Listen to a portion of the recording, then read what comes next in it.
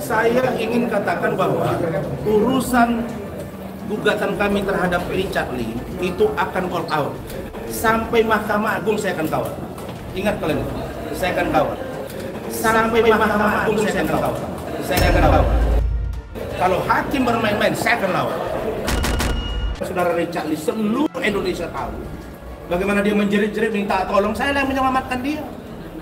Dan 2 kali penangguhan dengan menggunakan kantor hukum saya. Ya, jadi tidak usah melebar kemana-mana. Pengacaranya ini nggak ngerti. Jauh sebelum fitnah-fitnah masuk ke saya, itu gugatan saya sudah masuk. Kok masuk dalam uraian mereka? Yang ijazah lah, ya, yang kartu nama lah. Karena dia punya kartu nama, nggak ada pos lain yang dia pegang yang hebat. Saya cantumkan itu, memang saya salah tujuan bicara Jokowi Ma'ruf. Nggak percaya, tanya Pak Jokowi. Bukan saya. Tanya Pak Jokowi, karena dia mungkin yang baru dibelanya itu barangkali nggak ngerti kita siapa gitu. Nggak ada yang berkelas. Saya Pak Budi Gunawan, ada surat kuasanya. Tanya Pak Budi Gunawan. Gubernur Richard Lee saya cantumkan juga di situ. Itu memang pakai fakta. Kok mereka yang sibuk gitu?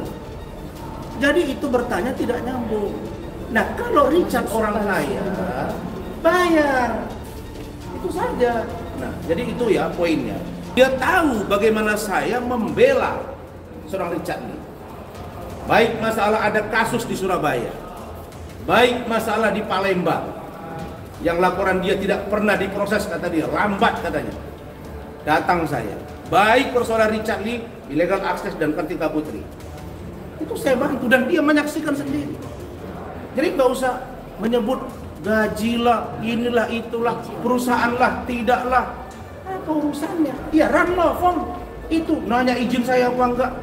Ini orang mau jadi bela seorang Richard Lee atau mau sebagai pemeriksa, atau mungkin dia merasa dia penyidik.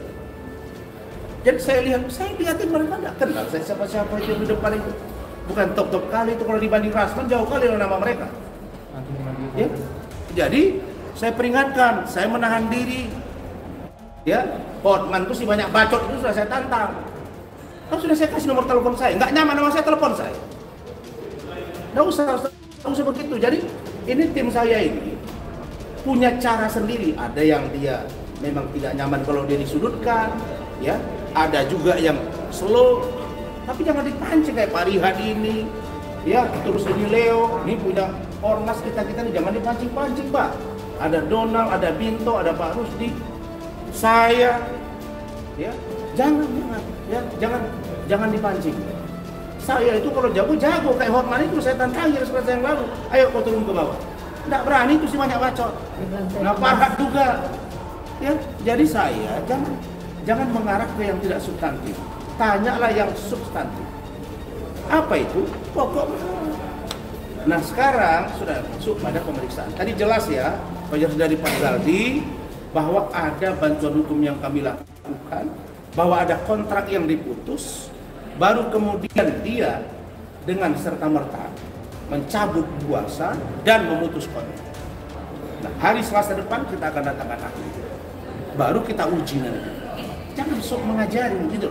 Jadi sekarang saya ingin letakkan pada pokok masalah bahwa jelas terbukti saudara Richard Lee memutus secara sepihak. Artinya dia melanggar kesepakatan. Kalau begitu dia ada perbuatan melawan hukum. Sudah, itu saja. Enggak usah melebar kemana-mana. Kan ada polisi. Nanti yang dilakukan Richard ini kepada saya bisa terjadi kepada diri kalian. Siapa yang bela kalian? Orangnya asik, nggak ribet sebetulnya orangnya. Low profile juga aslinya tuh. Baru ketemu tatap muka di situ, walaupun ya menurut informasi kan Marcel juga tinggal di Bandung juga kan. Kebetulan saya juga orang Bandung. Selama di Bandung nggak pernah ketemu, meskipun kita kadang-kadang ngumpul sama komunitas magician bareng Joshua Andi dan lain-lain, sih nggak pernah ketemu Marcel. Itu justru baru tahu akhir-akhir ini bahwa Marcel juga sebetulnya tinggalnya di Bandung. Yang dimasalahin apanya ya gitu. Kalau saya sempat ngecek memang sertifikat, kebetulan saya pengurus IBH juga kan. Jadi sertifikat Marcel itu bukan atas nama Marcel, betul ada gitu. Kalau atas nama Marcel Radival memang nggak ada, karena namanya bukan nama Marcel yang tercatat di BH itu. Itu yang saya tahu.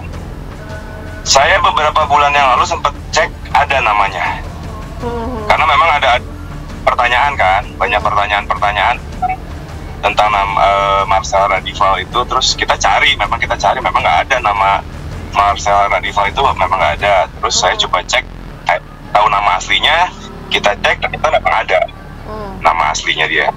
Sertifikat yang selama ini dia bawa-bawa itu sebenarnya tidak terdaftar karena dia beli dari orang yang katanya murid saya, yang katanya dari salah satu lembaga IBH lah ya saya sebut, mau sertifikat Reiki apa dan lain-lain. Ini sebenarnya nggak ada.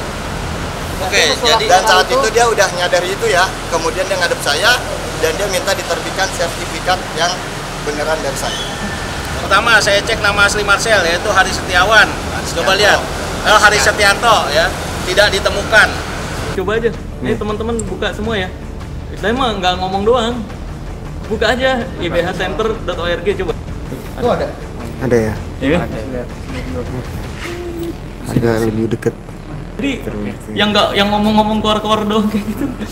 Aduh, buktinya mana? Orang silahkan aja teman-teman semua buktiin sendiri gitu. Kalau saya mah gitu aja. Kalaupun ada yang salah, apa kesalahan saya kan nggak ada. Saya menyampaikan sesuai fakta. Ya kalau lucu sih, ya lucu ya, ngapain sih ngeributin sertifikat, itu aja sih. Sertifikat kok diribut. Terus kalau memang lihat keabsahannya ya tinggal dicek di websitenya aja gitu. Ada apa enggak? Ada ya sudah gitu. Terus ya kalau memang mau mempermasalahkan sejak kapan sertifikat itu diterbitkan, ya kalau mau nanya ke kita ya kita mesti cek dulu, mesti cek dari dalam, nggak bisa dilihat di luar gitu. Kebetulan kalau saya belum pernah ngecek, dan buat saya sih nggak penting juga gitu ya, ngapain ngecek gitu. Yang saya tahu itu kan Marcel itu sertifikatnya certified hypnotist ya, berarti basic banget. Basic dari hipnotis itu belajarnya itu kalau secara formalnya itu 8 jam pelatihan dari pagi sampai sore. Itu ada teori, ada praktek, di situnya ada yang dipelajari tentang basic hipnosis, dasar hipnosis. Nah kalau sesuai dengan sertifikat yang saya tahu, Marcel itu basicnya certified hypnotist. Jadi basic hipnotis minimal dia ngerti lah gitu kalau basicnya. Saya sendiri sebagai trainer, kebetulan juga trainer, tapi belum pernah, kalau saya pribadi ngajar Marcel itu belum pernah. Kalau di hipnotisnya itu belum ketemu.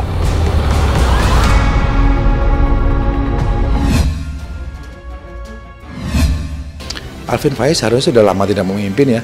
Pemimpinnya itu kan terjadi ketika Murabi Alvin meninggal, lalu tiba-tiba Alvin menjadi ketua Dewan Pembina dan Keluarga. Nah, makanya kita minta audit legalitas, bagaimana itu bisa terjadi. Dan sekarang juga tiba-tiba Alvin diangkat menjadi ketua Dewan Pembina Asikro dan ketua Dewan Pembina Asikro Sindur di postingan Instagramnya ibunya sendiri. Kita juga minta audit legalitas karena tidak ada persetujuan dari para ulama maupun Dewan Syariah. Saya tidak tahu siapa yang menyetujui, tetapi jelas satu pelanggaran ketika ada satu keputusan ulama dan satu surat kesepakatan bersama agar yayasan digabungkan dan ketua Dewan Pembina Abdul Syukur, lalu terjadi perpecahan, lalu terjadi yayasan baru. Nah, ini dasar-dasarnya terjadi yayasan baru apa? Apakah ada tanda tangan Dewan Pembina, ada tanda tangan Dewan Syariah selaku pemegang keputusan tertinggi? Jika tidak, ini tidak sah. Saat ini dia bukan ustadz, belum jadi ustadz ya, bukannya ustadz. Mungkin dia lebih cocok jadi wasit karena postingannya bola terus dan futsal. Pada dasarnya Alvin bibit bobotnya baik. Kalau saya bibitnya dari kafir, kalau Alvin bibitnya dari ulama. Sebagai manusia wajar dan lumrah, setiap orang pernah bikin salah. Jadi jangan diri kita merasa lebih baik lalu kita hakimi. Kita doakan suatu hari akan muncul seorang ulama yang Masya Allah dakwahnya, perkataannya selaras dengan perbuatan, yang mengajak orang-orang ke jalan baikan, yang menolong umat muslim lainnya yang sedang susah, dan namanya Ustadz Muhammad Alvin Faiz. Keturunannya bin Muhammad Arifin Ilham. ya akan dibuat menjadi dua kepemimpinan. Saat ini kepemimpinan tetap di tangan Ustaz Abdul Syukur. Siapapun inisiatifnya, saya tahu inisiatif siapa, tapi biarlah Allah yang tahu. Tapi sebagai penerima wasiat, sebagai keluarga, Anda wajib menjalankan wasiat itu dan mencegahnya. Kalau hanya wasiat kuburan saja tidak bisa ditunaikan, bagaimana bisa memimpin yayasan? Klarifikasi tersebut terkait fitnah yang beredar tentang penyalahgunaan dana dan aset umat yang saya dituduh. Poin pertamanya adalah saya dituduh berfoya-foya atau menggunakan uang umat atau uang pesantren untuk kepentingan saya pribadi. Fitnah yang beredar yang kedua adalah saya membalikkan aset umat, aset yayasan saya balikan menjadi aset saya pribadi dan saya gunakan untuk kepentingan pribadi. Saya tegaskan dan kami tegaskan semua di sini bahwa poin tersebut, poin-poin yang saya sebutkan tersebut adalah fitnah dan itu tidak benar adanya. Kami selaku yang bertanggung jawab Yayasan dan Pesantren Majelis Az-Zikro siap untuk mempertanggungjawabkan apa yang kami bicarakan dan apa yang kami sampaikan di pernyataan kali ini.